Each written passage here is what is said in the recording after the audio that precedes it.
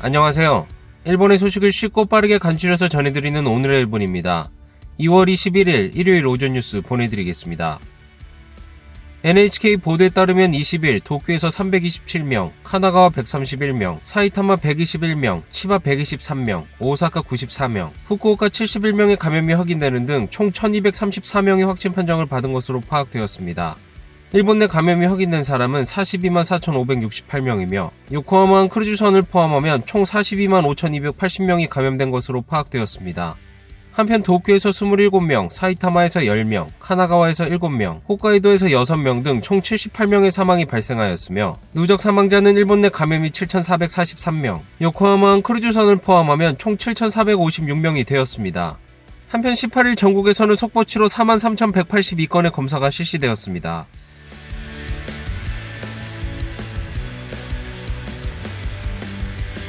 이날 도쿄에서는 327명의 신규 감염이 확인되었습니다. 10세 미만부터 100세 이상까지의 남녀 327명의 신규 확진 판정을 받은 것으로 파악되었으며 이 중 154명은 감염 경로가 파악이 되지 않거나 조사 중이고 173명은 기존 감염자의 밀접 접촉자로 확인되었습니다. 연령대로는 20대에서 30대가 총 119명으로 전체의 약 36%, 60대 이상은 총 89명으로 약 27%로 나타났습니다. 감염 경로로는 가정 내 감염이 98명으로 가장 많았으며 시설 내 감염이 42명, 직장 내 감염이 12명, 회식에서의 감염이 6명 등으로 확인되었습니다. 한편 이날 50대에서 90대까지의 남녀 27명이 사망하였으며 현재 중증 환자는 2명 감소한 82명, 입원 환자는 34명 감소한 2063명으로 파악되었습니다. 이로써 도쿄의 누적 확진자 수는 10만 9,462명, 누적 사망자 수는 1,248명이 되었습니다. 다음 소식입니다. 코로나19 백신 접종이 시작되고 처음으로 부작용 반응 의심 사례가 2건 보고되었습니다. 이날 총리 관저 트위터에 따르면 19일 토야마 산재병원에서 부작용으로 의심되는 두드러기 증상이 나타났다고 공표하였습니다. 토야마 산재병원의 히라노 원장은 TV 프로그램에 출연하여 두드러기 증상은 2시간 정도로 회복하였다고 밝혔습니다. 또 후생노동성은 두드러기 외에도 오한 등의 증상이 나타나는 부작용 의심 사례 1건도 추가로 보고되었다고 밝혔습니다. 동성은 개인의 특정으로 이어질 우려가 있다라며 증상을 호소한 사람의 거주지나 성별 등에 대해서는 공표하지 않을 방침입니다. 또 향후 전문가에 따른 백신 접종과의 인과관계의 평가 등을 실시하여 안전성을 평가하겠다고 하였습니다. 이에 후생노동성은 앞으로도 계속 부작용 의심 사례에 대해 정보 수집을 이어가고 접종 후 15분 이상은 접종 회장에서 상태를 보는 등 안전대책의 주지에 힘써주길 바란다라고 하였습니다. 한편 코로나19 바이러스 백신 접종을 담당하는 코노 담당상은 의료종사자용 백신 약 45만 회분을 실은 비행기 제2편이 21일 도착할 것이라고 밝혔습니다. やや自転車操業かもしれませんが、しっかりと医療従事者用にスタートさせていきたいと思っております。 제2편으로 도착하는 백신은 제1편의 남은 양과 함께 다음 주와 그 다음 주 2회로 나눠 전국의 의료종사자에게 배송됩니다. 또 제3편 이후의 백신도 합쳐 최대 117만 회분을 분배할 전망이라고 하였습니다. 또한 의료종사자의 2차 접종과 병행하는 형태로 4월 이후 일부 고령자에게는 시험적으로 우선 접종을 진행할 방침입니다. 시사통신의 2월 여론조사에서는 70% 정도가 백신 접종을 받길 원하는 한편 부작용에 대해 불안하게 느끼는 사람도 70% 이상으로 나타났습니다. 코로나19 백신 접종의 희망 여부에 대해 희망하는 사람은 70.1%, 희망하지 않는 사람은 17.5%로 나타났습니다. 한편 접종 후 부작용의 불안에 대한 질문에는 불안하다고 답한 사람이 75.5%로 불안하지 않다고 답한 사람의 23.2%를 크게 웃돌았습니다. 성별로는 남성이 73.4%, 여성이 66.3%로 나타나며 남성이 여성보다 불안하다고 느끼는 비율이 높은 것으로 나타났습니다. 연령별로는 18세에서 29세가 80.8%, 40대가 80.4% 순으로 나타났습니다. 이는 절대적으로 안전하지는 않지만 접종하는 편이 좋다고 생각하는 사람이 많은 듯한 결과입니다. 한편 도쿄올림픽 패럴림픽의 개최 여부에 대한 질문에는 반대가 58.4%, 찬성은 28.5%로 반대가 찬성을 웃돌았습니다.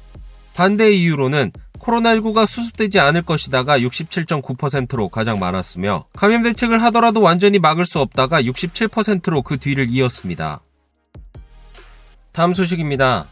지난 13일 일본 후쿠시마현 앞바다에서 발생한 규모 7.3의 강진 이후 후쿠시마 원전에서 수위 저하가 확인되어 우려가 제기되고 있습니다. 도쿄전력은 후쿠시마 제1원전의 1호기와 3호기에서 원자로 경납용기의 수위가 저하되고 있다고 발표하였습니다. 이는 조사 결과 1호기에서는 경남 용기의 바닥 부분에서 1m 90cm 정도였던 수위가 40에서 70cm 정도, 3호기의 경남 용기에서도 바닥에서 6m 30cm였던 수위가 약 30cm 저하한 것으로 보인다고 하였습니다. 또 수위는 늦어도 1호기에서 15일, 3호기에서는 17일부터 내려가기 시작해 19일 현재 둘 다 하루 수센티미터의 저하가 이어지고 있다고 합니다. 도쿄전력은 지진으로 인해 원전 사고의 손상 부분이 확대되는 등의 영향으로 건물 내에 새는 물의 양이 늘어났을 가능성이 있다고 하였습니다. 그러나 경남 용기 내부의 온도가 상승하지 않는 점이나 원자로의 주수가 계속되고 있다는 점 등에서 냉각에는 문제가 없다고 하였습니다. 또 경남 용기 내부와 부지의 방사선량을 측정하는 모니터링 값에는 이상이 없어 현재 외부로의 영향은 없는 것으로 보인다라고 밝혔습니다. 이에 도쿄전력은 데이터의 감시를 계속하며 수위의 저하가 계속될 경우 원자로의 주수량을 늘리는 것도 검토할 방침입니다. 다음 소식입니다. 미국 남부 엘라베마주에서 훈련기가 추락해 일본 항공자위대 대원이 사망하는 사고가 발생하였습니다. 20일 한국 시간 오전 8시경 항공자위대 소속 20대 남성 2등 공위와 미 공군 조종사 교관이 탄 T-38 훈련기가 엘라베마주의 몽고메리 공항에 착륙을 시도하던 중 공항에서 3km 전방의 숲에 추락하였습니다. 이 사고로 탑승하고 있던 항공자위대 대원과 교관은 모두 사망한 것으로 확인되었습니다. 航行訓練のために操縦していた T-38 練習機がアラバマ州モンゴメリー空港に着陸進入中のところ、滑走路の手前約3キロの地点に墜落をし、12時頃に死亡が確認されました。同乗していた米軍人教官も死亡が確認されたということです。 항공자위대에 따르면 이 대원은 시즈오카현 하마마츠 공군기지에 있는 항공교육 집단 사령부 소속으로 전투기 조종사 훈련을 위해 재작년부터 미국 공군 교육과정에서 조종기술 등을 배우던 중이었습니다. 사고 당시 조종관을 누가 잡고 있었는지는 확인되지 않았으며 방위성은 미국 공군에 파견한 연락관들을 통해 사고의 자세한 정황을 확인 중에 있습니다.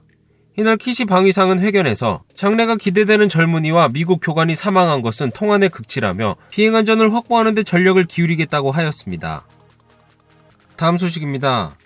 영국의 제약회사 아스트라제네카가 후생노동성에 승인 신청을 한 코로나19 백신에 대해 승인이 나는 대로 일본 내에서 대부분의 백신을 제조하고 신속히 공급할 예정인 것으로 확인되었습니다. 아스트라제네카사는 이달 5일 일본에서 사용을 위해 후생노동성에 승인 신청을 하였습니다. 이에 아스트라제네카사의 일본 법인에서 백신을 담당하는 임원은 일본 정부와 공급 계약을 맺은 6천만 명분의 백신에 대해 승인이 되면 4천만 명분 이상을 효고현에 본사가 있는 제약업체 JCR 파마사의 공장에서 생산하고 신속히 공급할 뜻을 나타냈습니다. 또 현재 접종이 진행되고 있는 mRNA 유형의 백신은 장기간 보관 시 영하 75도 이하의 초저온 냉동 창고가 필요하지만 아스트라제네카의 백신은 2에서 8도의 냉장에서 수송이나 보존이 가능하여 접종 가능한 사람의 수를 늘리는 것으로 이어질 전망이다라고 하였습니다.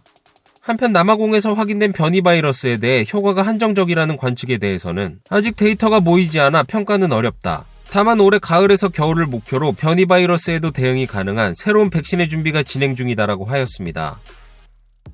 한편 18일 일본 국립감염증연구소가 발표한 일본에서 발견된 새로운 변이 바이러스는 아스트라제네카 백신의 효과가 약해질 가능성이 지적되었습니다. 이는 영국 등에서 확산한 것과는 다른 새로운 변이 바이러스로 밝혀졌으며 어느 나라에서 유입된 것인지는 확인되지 않았습니다. 이 바이러스에서는 E484K라는 변이가 확인되었으며 면역 회피라는 성질을 지니고 있는 것으로 확인되었습니다. 이에 감염 또는 백신으로 만들어진 면역의 일부가 충분히 작용하지 않게 될 가능성이 있다고 하였습니다. 해당 변이에 대해 아스트라제네카 백신의 효과가 약해질 가능성이 지적되고 있으나 어느 정도인지는 명확하지 않은 것으로 나타났습니다. 반면 현재 접종이 진행 중인 화이자 백신의 경우 화이자사에서 변이의 영향은 적다라는 논문을 발표한 바 있습니다. 이에 국립감염증연구소는 해당 변이가 지금까지 일본 전역에서 91건, 공항검역에서 2건 발견되었으며 향후 실태를 파악하겠다고 밝혔습니다. 다음 소식입니다. 도쿄 도민의 발이라고 해도 과언이 아닌 토에이 지하철의 방제 설비 대부분이 수선되지 않은 상태로 확인되었습니다. 이는 전체 방제 설비의 96% 정도가 수선되지 않은 채 방치되고 있었습니다. 2019년 실시된 토에이 지하철 강력 구내의 방제 설비 점검에서 수선이 필요한 곳은 369건이었습니다. 그러나 그중 대부분인 353건이 1년이 넘도록 수선이 이루어지지 않은 것으로 밝혀졌습니다. 수선이 필요하다고 판정된 예로는 방화 셔터가 완전히 닫히지 않는다, 연기 감지기 배터리의 기한이 끝났다 등이 있었습니다.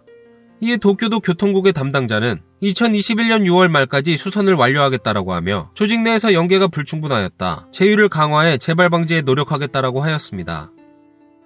다음 소식입니다. 지폐와 주어와 같이 사용할 수 있는 디지털 통화에 대해 일본은행은 올해 봄부터 기능을 확인하기 위한 실증 실험을 시작할 방침입니다. 이 분야에서는 중국이 선행하였으며 각국 중앙은행도 연구를 진행하고 있어 일본은행도 국제적인 환경 변화에 대응하는 준비를 진행하려고 합니다. 이에 일본은행은 현 시점에서 발행할 계획은 없지만 빠른 시기에 개시를 목표로 하는 실증 실험을 올해 봄부터 시작하겠다고 밝혔습니다. 이번 실시될 제1단계의 실증 실험에서는 민간 사업자와도 연계하며 시스템상에서 거래 이력을 기록하는 대장을 만드는 등 디지털 통화의 유통이나 발행에 관한 기본적인 기능을 확인할 방침입니다. 또 제1단계의 실증 실험을 1년 정도 진행하고 그 결과에 따라 실현 가능성을 검증하기 위한 제2단계를 이행할 방침입니다. 디지털 통화는 중국이 디지털 위안화의 발행을 위해 시민들이 참가하는 형태의 실증 실험을 실시하는 등 해당 분야에서 앞서고 있다고 보여지고 있습니다. 또 각국 중앙은행들도 연구를 진행하고 있어 일본은행도 장래에 걸쳐 결제 시스템의 안정성을 확보하기 위해 국제적인 환경 변화에 대응할 준비를 진행할 방침입니다.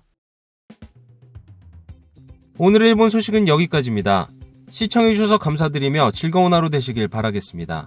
저는 또 새로운 소식으로 찾아뵙도록 하겠습니다. 이그저TV였습니다.